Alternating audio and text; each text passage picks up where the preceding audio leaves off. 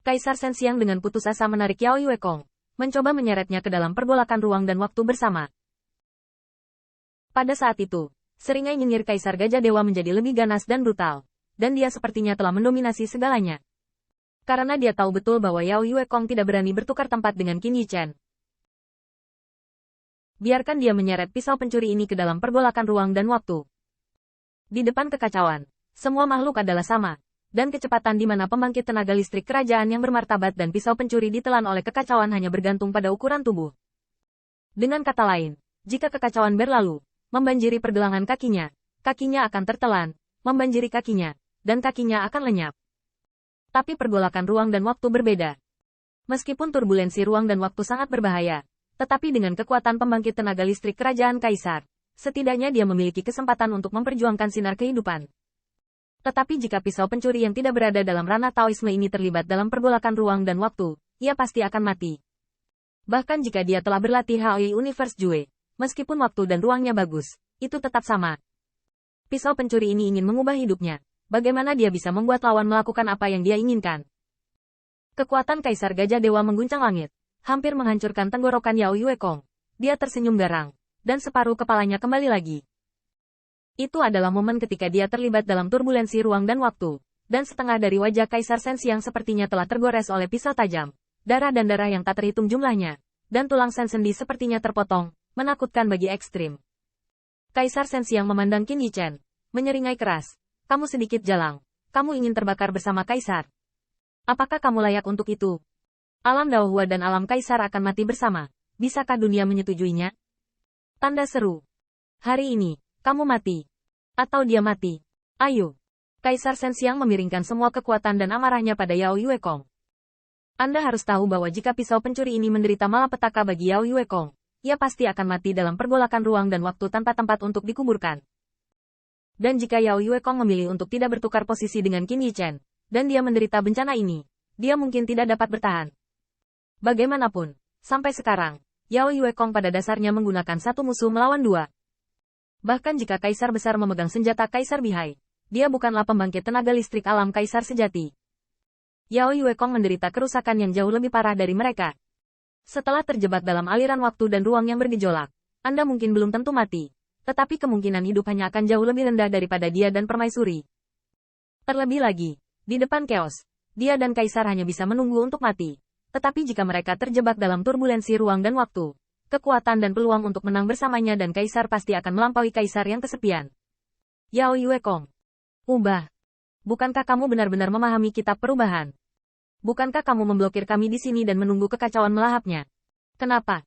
Aku melihat begitu banyak yang tersentuh oleh Kaisar hari ini, dan itu tidak buruk untuk persaudaraan yang mendalam. Atau kamu Demon Yuekong menemani Kaisar ke dalam ruang dan waktu yang bergolak, atau biarkan pisau pencuri ini melakukannya untukmu. Kaisar Sensiang sangat kejam, dan pemandangan ini juga mengejutkan Putri Wenxing hingga ke titik kemarahan yang tidak bisa berkata-kata. Kekacauan melanda, cukup untuk menelan segalanya dan mengembalikan semuanya ke kehampaan. Tetapi variabel di bawah kemarahan Kaisar Sensiang membuat mereka tidak bisa menghentikannya sama sekali.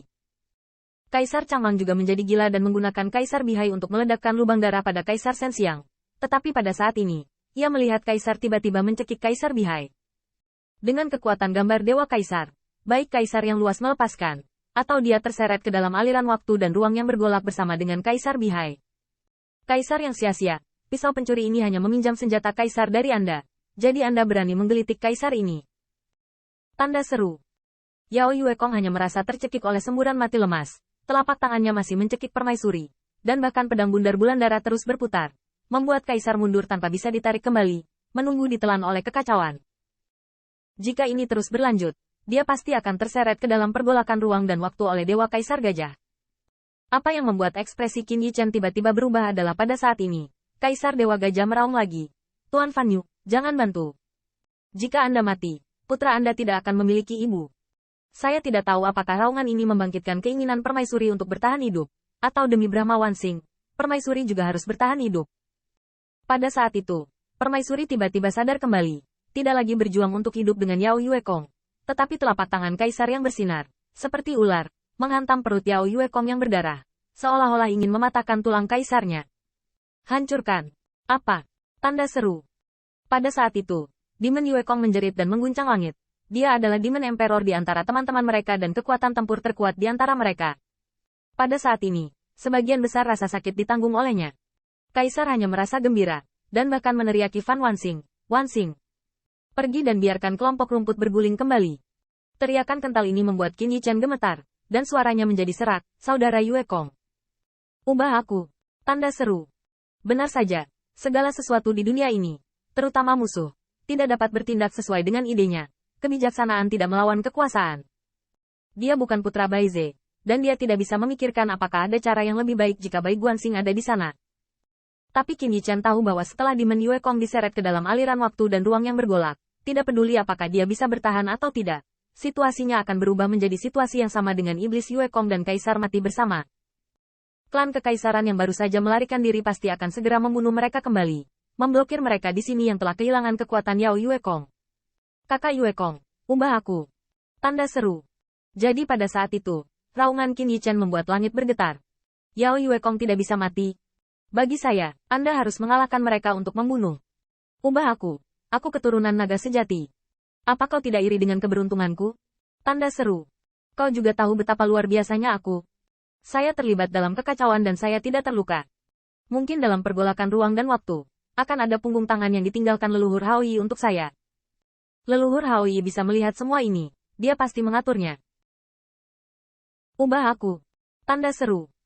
Transmisi suara Qin Yichen membuat Demon Yue Kong gemetar lagi, dan bulan terang di telapak tangannya terkoyak, seolah-olah akan hancur berantakan.